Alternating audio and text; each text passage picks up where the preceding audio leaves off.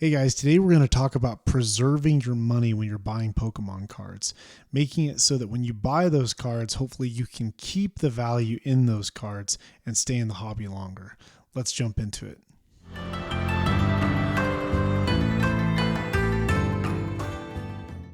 All right, guys, let's minimize our downside when we are collecting these cards. Let's jump right in.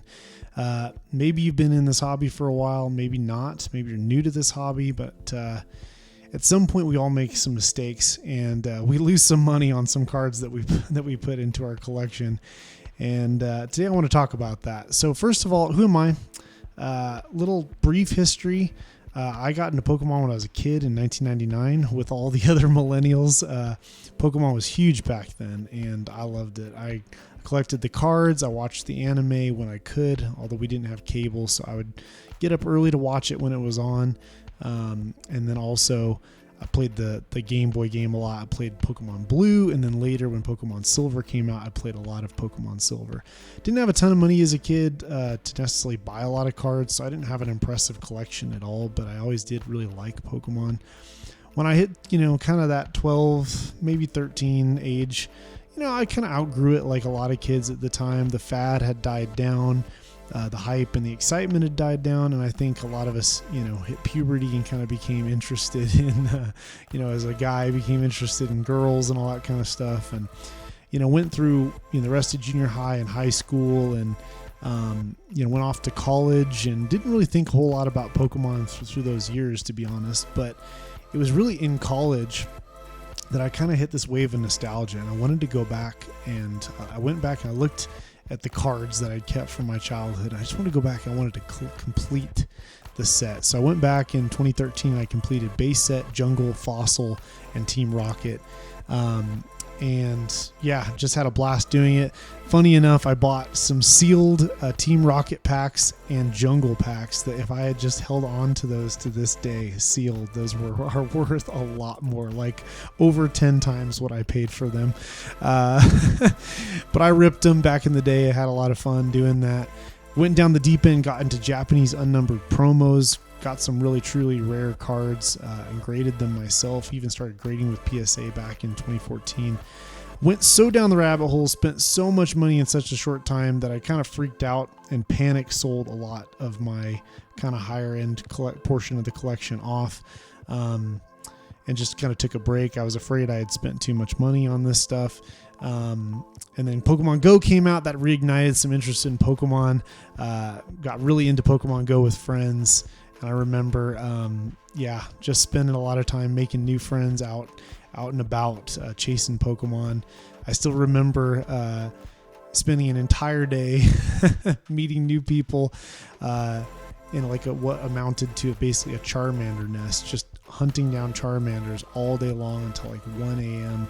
Until we could finally evolve our own Charizard. Really fun stuff. So always really loved it. Loved Pokemon. And then in 2023, I kind of really got back into card collecting and have been going hard in the collecting and in the investing. But I've definitely enjoyed Pokemon for a long time. I've always had a love for this stuff. And I've been extremely involved in the hobby for the past about year and a half ish. About that. I've been, I watch Pokemon videos every day, keep tabs on the market, constantly add to my collection and investments, and have just been really diving in and have learned a lot. So I'm hoping that I can share some of my passion with you guys and also just share some of what I've learned. Today I want to start off by talking about 4 of my mistakes. These are more recent mistakes that I've made. I've definitely made some mistakes in the past too. I may cover those in another video. And I don't want to talk about all my mistakes, but I do want to use these 4 to try to learn some lessons and see if maybe this is something that will be useful for you, so that you won't hopefully make the same mistakes I did, and hopefully you can preserve the value of your collection. So I want to cover these 4 cards and the mistakes I made with them. I want to talk about what we can do that is better and that will help us preserve the value of our collection. And then I want to go back and look at these and see, okay, what could I have done better? And where did I go wrong with these? So first of all, we got the Starbirth Charizard V Altar. I think this is an incredible card, really beautiful card. I don't know why. The English version, by the way, is the Brilliant Stars Alt Art. And this card just seems to never get enough love.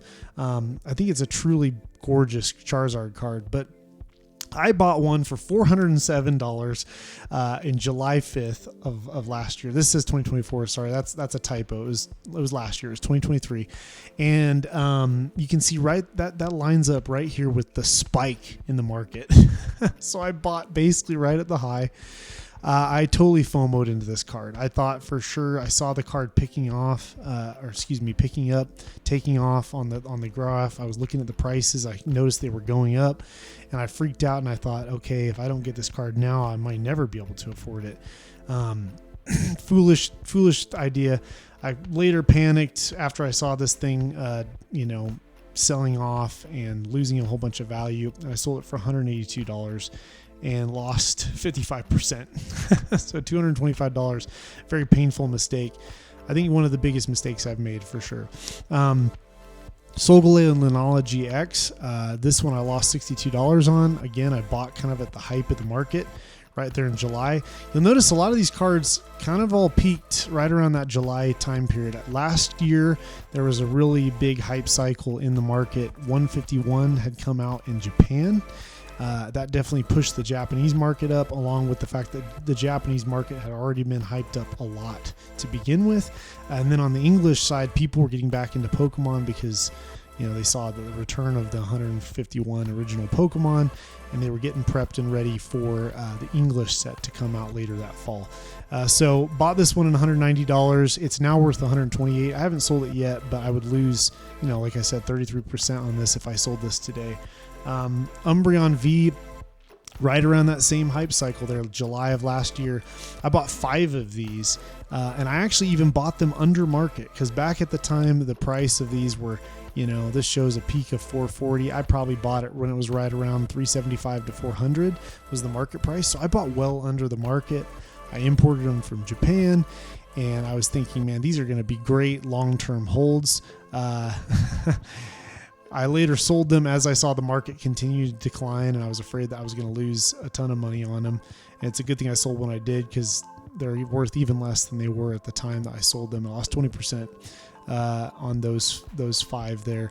And then the most recent mistake I made, which I'm kind of kicking myself for, is the Melodic EX. I bought 3 of these on pre-release. I really thought with the incredible hype of Surging Sparks that all of the chase cards would probably do really well out of the gate. Unfortunately, only the Pikachu did. I guess a lot of people are not as big of a fan of Melodic as I am. So yeah, lost some money on this one.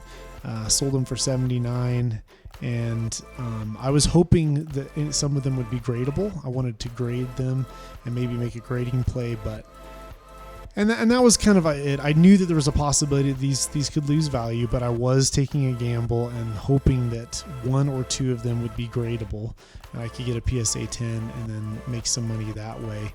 And one of them I'd like to put in my collection in a PSA 10, so I'm still working on that. But yeah, lost 25% on that. So let's talk about ways that we can avoid this happening. First of all, waiting for singles to settle. This Miraidon EX, I think, is a really good example of this. If you look in March of 2023, this card came out with Scarlet and Violet base set, and it posted for $104. And then now you can see, quickly, even just within the first couple of months, all the value dropped out of it. And now this card is like sub $20, essentially. More if you get a graded copy, but yeah, the raw single is less than $20. Oftentimes, if you just wait, even 3 months, but a lot of times 6 months ends up being the sweet spot to buy singles. If you can hold off, you'll get a much better deal. It's very hard, I think, for us collectors. We get excited about the new set coming out. We want to buy those singles. So it may be hard, but if you can at least even just wait those first few weeks, a lot of times that initial fall you can avoid, and so you can avoid losing too much money. However, one thing that makes this complicated is some cards don't follow this pattern. And I've noticed it usually ends up being like the top chases that have the most hype around them. So it's very possible that the Pikachu EX from Surging Sparks might follow this same trend. I don't know. It's very hard to predict. But Umbreon VMAX obviously actually has just continuously gone up. It's had some peaks where it kind of comes back down, but overall the trajectory of this card has been up over time. Greninja EX from Twilight Masquerade, that's another example. That card has not gone down. It's just been slowly going up over time. So sometimes waiting, you will miss out, but overall, usually you are going to lose money if you buy too soon. And so I think if your general strategy is to wait, you might miss out on a few cards, but overall you're going to be better off because most of the cards you're going to get for a better price, if that makes sense. The next thing I want to talk about is you need to know the market cycle. I hate to say it, but if you want your money to go as far as possible, you have to kind of pay attention to the sentiment of what's going on in Pokemon. Are we in a bull market? Are we in a bear market? Is everyone really hyped and excited about Pokemon? Are they buying a lot of cards, ripping a lot of packs? Is the market kind of down a little bit? And that applies to English and Japanese. You know, you saw like with the Starburst Charizard, that was a Japanese card. Notice that this purple line right here, this is from TCG Fish, by the way, a really cool website. The Japanese market after the pandemic, it actually was above the English. It kind of like became a little bit more popular. And I think part of what happened is that during this pandemic period, English became so expensive that people started looking at, well, hey, let's get some alternatives. And so people started buying a lot of Japanese. A lot of Japanese cards started getting imported. People found how gorgeous the Japanese cards are.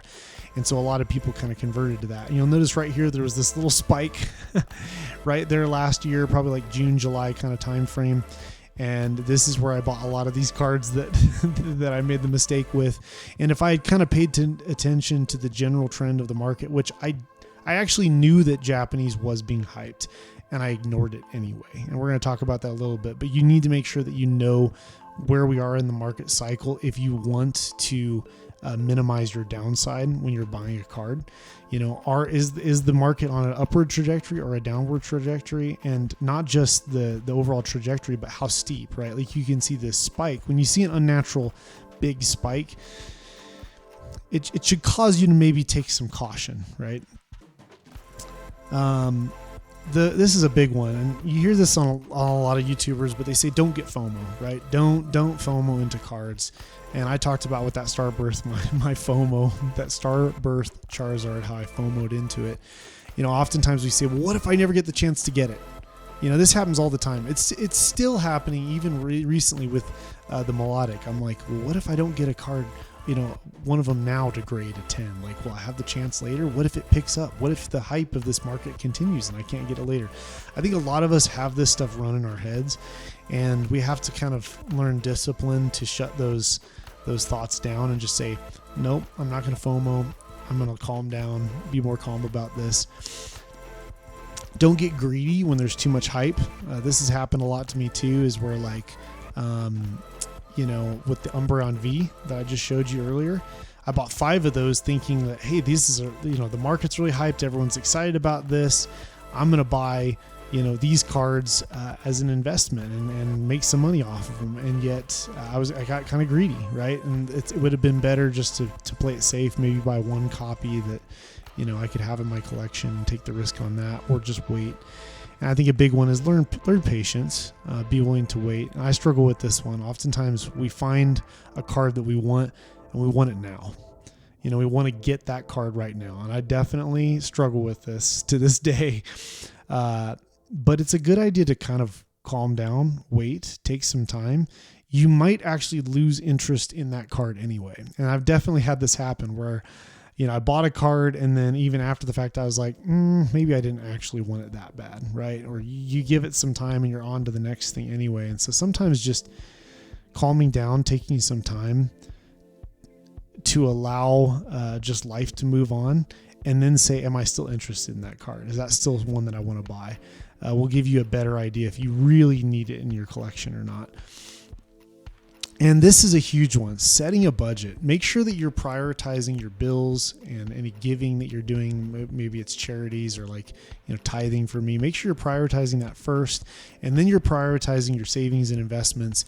And then finally, you've got that discretionary money, right? So this might be, totally, obvious to some of you, but for others, maybe you don't have a budget right now, right? And if you're taking $400,000 after tax is what you're bringing home per month, and you've got $3,000 of bills, and then you save $400, and then you invest another $400, that means you only have $200 left for fun, right? So sticking to that budget and not, going into debt or not breaking into your savings or your investment or running those opportunities by spending too much on discretionary money is really important. And I've definitely broken this rule far too many times, where I've gone off budget, spent too much money at any one given time, been afraid to miss out. It's okay to take some risk sometimes, if it's a calculated risk, but make sure that you're paying your bills, make sure you're not getting into debt, make sure you're prioritizing your future, right? Which is what your savings and investments are for. And I'm not saying you should use these exact numbers. I just threw some numbers up there. See a financial advisor. I'm not a financial advisor, right? So, go talk to somebody that's a financial advisor when you're setting a budget, but get a budget in place and then stick to that for your discretionary funds. And oftentimes too, that's going to limit you and prevent you from just buying willy-nilly and buying everything. It's going to force you to think about, what do I really want in my collection? And it's going to force you to pursue that. And you're going to end up with a collection that you're a lot more satisfied in, that has less junk in it that you didn't really want. And it's going to be more full of the cards that you treasure and are excited to have. Also, I want you to think about liquidity versus rarity. This one's a little hard because sometimes the cards that I really want are rare cards, but they're not very liquid. And that's okay. If you want to put those into your collection, you can. But I want you to be aware of something. I want you to be warned. If you need to get out of that card, if you later decide that you don't want that card and you want to sell it, or you need the money for some reason, something comes up, and hopefully your collection is not your emergency fund. Hopefully you have a savings and emergency fund that you don't need to sell your collection to pay medical bills or something like that, right? But if you're trying to sell cards quickly, if you decide you want to sell your cards quickly, the liquidity really matters. This is a Charmeleon from the Trainer Magazine Volume 17. This is a phenomenal piece of art. It's an old vintage card back from 2002. Love this card.